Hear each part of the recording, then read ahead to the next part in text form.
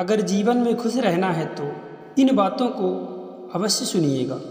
जय श्री कृष्णा दोस्तों, भक्ति ज्ञान सारांश यूट्यूब चैनल में आपका स्वागत है।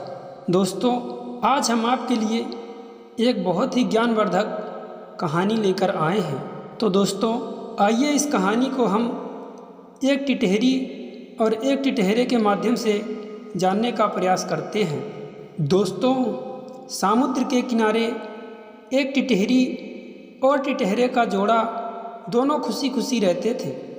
एक समय ऐसा भी आया जब टिटहरी के प्रसव का समय आया तो टिटहरी ने अपने पति टिटहरे से कहा कि हे स्वामी, अब हमें कोई दूसरा सुरक्षित स्थान ढूंढना चाहिए, क्योंकि यह स्थान हमारे अंडे और बच्चों के लिए सुरक्षित नहीं है, क्योंकि यहाँ समुद्र में बड़ी बड़ी लहरें आती रहती हैं जो हमारे अंडों को नुकसान पहुँचा सकती हैं। तो टिटहरे ने कहा कि यह स्थान हमारे बच्चों के लिए बिल्कुल सुरक्षित है, तुम यहीं पर अपने अंडों को रख सकती हो, और समुद्र की लहरों में इतनी हिम्मत नहीं है कि वह हमारे अंडों को नुकसान पहुंचा सके। यह सब बात समुद्र सुन रहा था तो उसने सोचा कि टिटहरे के अंदर बहुत घमंड है और इसका घमंड तो दूर करना ही पड़ेगा, क्योंकि यह सोता भी है तो अपनी टांगें ऊपर की ओर करके सोता है और सोचता है कि मैंने आसमान को गिरने से रोक रखा है। और एक दिन समुद्र में लहरें आती हैं और टिटहरी के अंडों को अपने लहरों के साथ बहा ले जाती हैं। टिटहरी अपने अंडों को समुद्र में देखकर बहुत दुखी होती है और रोते हुए अपने पति टिटहरे से कहती है कि मैंने तुमसे पहले ही कहा था कि चलो हम कोई दूसरा सुरक्षित स्थान ढूंढ लेते हैं, लेकिन तुमने मेरी बात नहीं मानी, जिस कारण हमारे बच्चे अंडों से निकलने से पहले ही हमसे दूर हो गए हैं।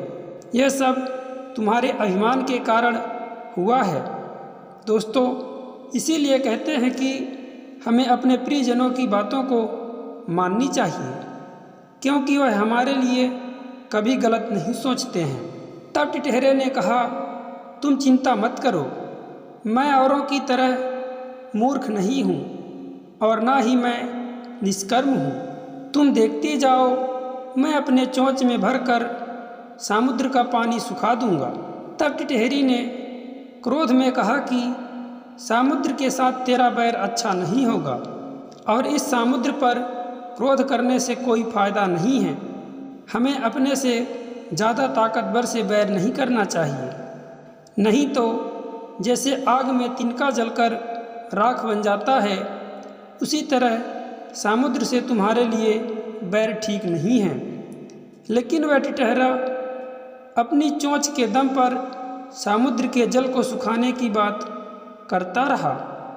तब टिटहरी ने फिर से अपने पति टिटहरे से कहा कि जिस समुद्र में हजारों नदियों का जल निरंतर आता रहता है, उस समुद्र का जल तू अपनी छोटी सी चोंच जिसमें बूंद भर ही पानी आता है कैसे सुखा पाएगा।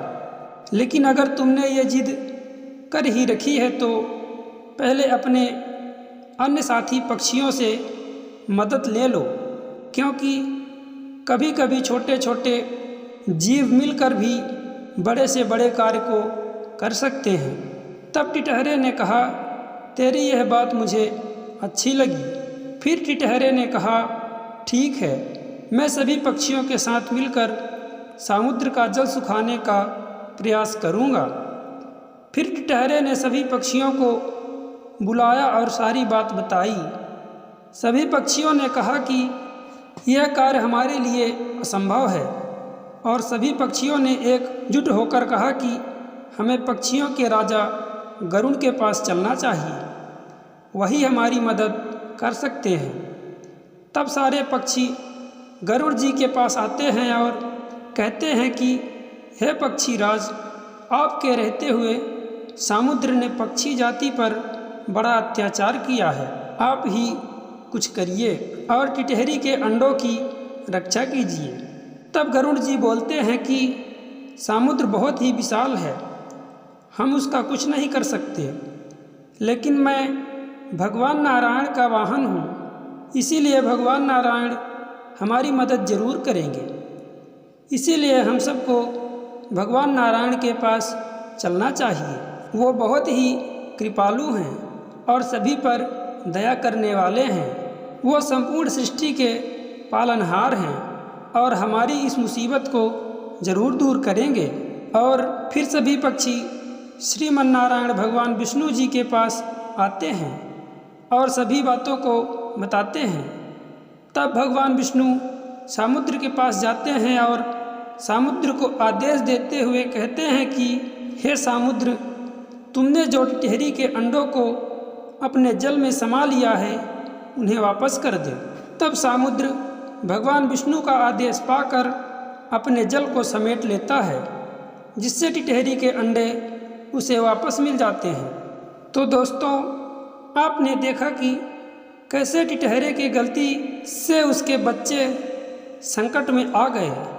इसीलिए दोस्तों, मनुष्य को कभी घमंड नहीं करना चाहिए और भगवान को कभी भी नहीं भूलना चाहिए, क्योंकि जिसने भी अपने आप को नारायण के श्री चरणों में समर्पित किया है, भगवान ने उसे अवश्य पार लगाया है।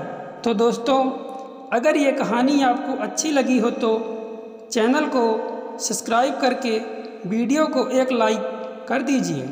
जय श्री कृष्णा दोस्तों, राधे राधे।